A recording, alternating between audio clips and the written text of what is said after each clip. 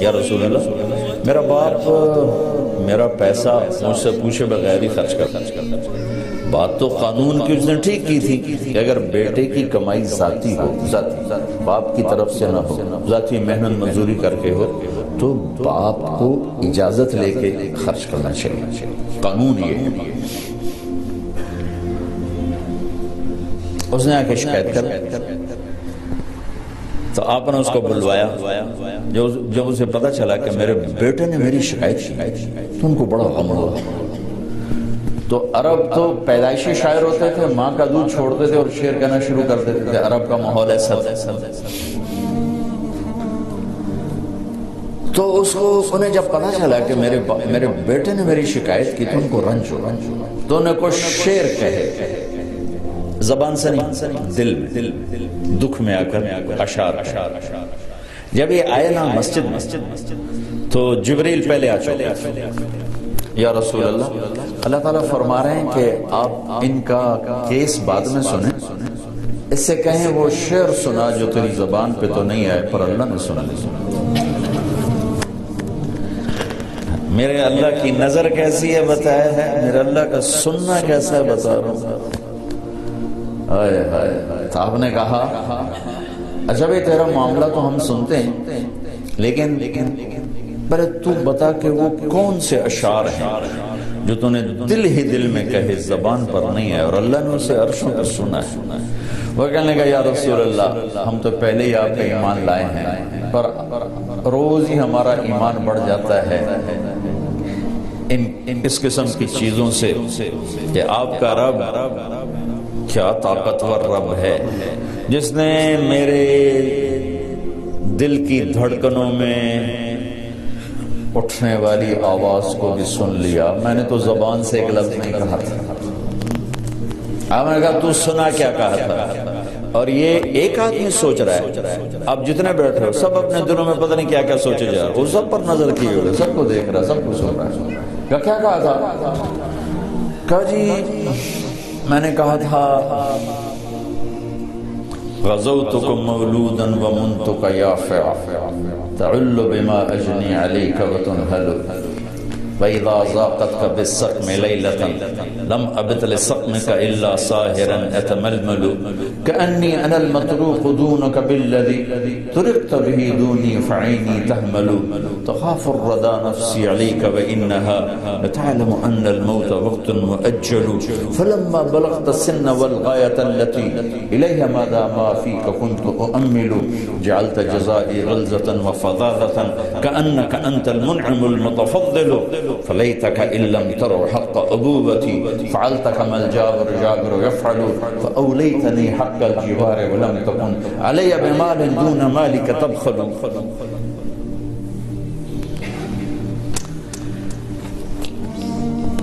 کیا کلام ہے، میں کہاں سے ترجمہ کروں؟ کہا بیٹا جس دن تو پیدا ہوا تھا نا اسی دن سے ہم نے اپنے لیے جینا چھوڑ دیا۔ ایک پیو دی فریاد سنا، بچے بھی بیٹھے ہو، پیو بھی بیٹھے ہو، والدین میں ہیں، اولاد بھی ہیں، اولادوں کو پتہ نہیں ہوتا کہ ماں باپ کتنا دکھ اٹھاتے ہیں۔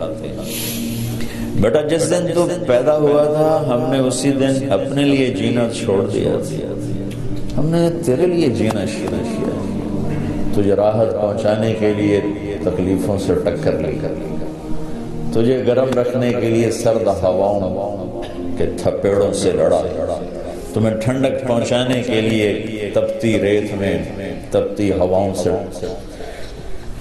ٹکر لی، تجھے سلانے کے لیے ساری ساری رات جاگا، تجھے کھلانے کے لیے اپنا پیٹ کاٹا، تجھے خوش رکھنے کے لیے غموں کو سینے سے لگا لیا، تمہیں سکھ پہنچانے کے لیے دکھوں سے صلح کر کہ تو خوش رہے، تو خوش رہے، تیری خوشی دیکھنے کے لیے اپنے آپ کو مشقت کی چکی میں پیس کے رکھ۔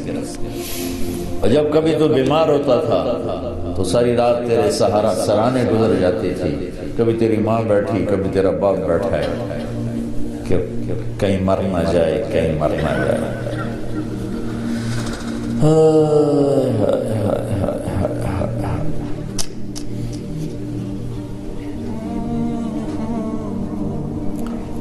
اور حالانکہ موت کا وقت تو مقرر ہے، اپنے وقت پر ہی آنا ہے، لیکن تیری بیماری ہزاروں شک پیدا کر دیتی تھی۔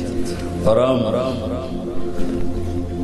یوں تیرے سرانے بیٹھ کر کبھی تیرے رب کو پکارتے، کبھی دوا دارو کی طرف بھاگتے، کبھی اللہ کو پکارتے، کبھی ڈاکٹروں کے پاس جاتے کہ ہمارا بچہ بچ جائے۔ حالانکہ موت نے تو وقت پر ہی آنا ہوتا ہے، لیکن تیری بیماری ہمیں تڑپا دیتی، رلا دیتی، پگھلا دیتی، کھلا دیتی۔ اس طرح دن رات کی چکی چلی، زمانے کی گردش نے میری ہڈیوں کا رس نکالا اور تیری ہڈیوں میں ڈالا، میرے بال سفید ہوتے گئے، تیری جوانی پروان چڑھتی گئی، اور دن رات کی مشقت نے تیری کمر کو سیدھا کیا، میری کمر کو ٹیڑھا کر دیا۔ تو طاقتور بن گیا، میں لاٹھی پہ آ گیا۔ تیری جوانی ایک درخت بن گئی سرسبز، اور میری زندگی کے درخت کے سارے پتے جھڑ گئے۔ تو مجھے خیال آیا کہ جیسے میں اس کی انگلی پکڑ کے چلتا تھا، اسے کندھے پہ بٹھا کے چلتا تھا، اسے گود میں لے کے بیٹھتا تھا، اس کو ہاتھوں پہ اٹھا کے چلتا تھا، اس کو بیٹھ کے اس کے کپڑے بدلتا تھا، اس کو کھانے کھلاتا تھا، اس کو اسکول چھوڑنے جاتا تھا، اسکول سے لینے جاتا تھا۔ تو اب میری کمر جھک گئی ہے، تو اب یہ میری لاٹھی بنے گا، میں اس کے ہاتھ پکڑ کے چلا بھی میرا ہاتھ پکڑ کے چلے گا، میں اس کا آسرا بنا بھی میرا آسرا بنے گا۔ لیکن میرا بیٹا تیری تو آنکھیں سر پر چلی گئی، ماتھے پہ چلی گئی، اور تو مجھے ایسے دیکھنے لگا جیسے میں تیرا باپ نہیں تیرا نوکر ہوں۔ تیری آنکھوں کے تیور بتانے لگے کہ شاید میں تیرا باپ نہیں۔ تو میں تنہائی میں بیٹھ کے سوچنے لگا کہیں میں نے خواب تو نہیں دیکھا تھا کہ میں اس کا باپ ہوں، جو کہ اس کا رویہ تو یہ بتا رہا ہے کہ میں نوکر ہوں، یہ مالک ہے۔ اب میں اپنے 30 سالہ خواب کو جھٹلاؤں یا اس کو دیکھوں؟ تو پھر مجھے خیال آیا کہ ہاں واقعی یہ مالک ہے، میں نوکر ہوں۔ لیکن نوکروں کو بھی تو کوئی نہ کوئی پوچھ ہی لیتا ہے بیٹا۔ ارے مجھے نوکر سمجھ کے ہی پوچھ لیتے، مجھے پڑوسی سمجھ کے پوچھ لیتے، ایک پڑوسی سمجھ کر ہی میرا حال پوچھ لیتے، اور یوں اپنے پیسے کے بارے میں حساب کتاب نہ کرتے جیسے تو نے اللہ کے نبی کو حساب کتاب سنایا۔ میں ان اشعار میں اتنا درد ہے کہ میں جتنا بھی تعبیر لاؤں نہ میں اس کو ادھر شفٹ نہیں کر سکتا۔ آپ اس سے اندازہ لگاؤ جو ہم بتانے لگا کہ اللہ کے نبی کا روتے روتے برا حال ہو اور داڑھی آنسوں سے تر ہو، اتنا روئے کہ داڑھی آنسوں سے۔ تو میں ان کو کیسے اردو میں کیسے لاؤں؟ ایک درد بھری فریاد ہے، درد بھری فریاد کا ترجمہ نہیں ہوا کرتا، الفاظ تھوڑے جے دس دیو بھئی اے آدھا تو ہے، درد کو کہاں سے پیش کرو؟ اس درد کی تعبیر دے رہا ہوں کہ میرے نبی داڑھی آنسوں سے تر ہو۔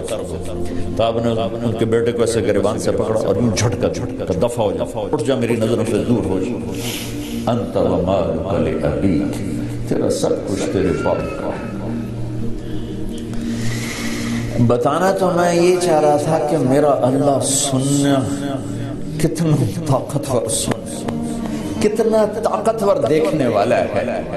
پھر ہم اس کو للکارتے ہیں کبیرہ گناہوں کے ساتھ، اور پھر وہ ہمارے اوپر پردے ڈال دیتا ہے، پتہ نہیں لگتا لوگوں کی نظر میں وہ بڑا شریف چودھری صاحب، نواب صاحب، مولانا صاحب، اور اللہ کی نظر میں بدماش ہے۔ تو اللہ اس کی رات کو دیکھتا ہے کہ کیسے گزرے، اللہ اس کے دل کو دیکھ رہا ہے کیا سوچ رہا ہے، اللہ اس کی نظر کو دیکھ رہا ہے کیوں دیکھ رہے، کدھر دیکھ رہے، کیا دیکھ رہے۔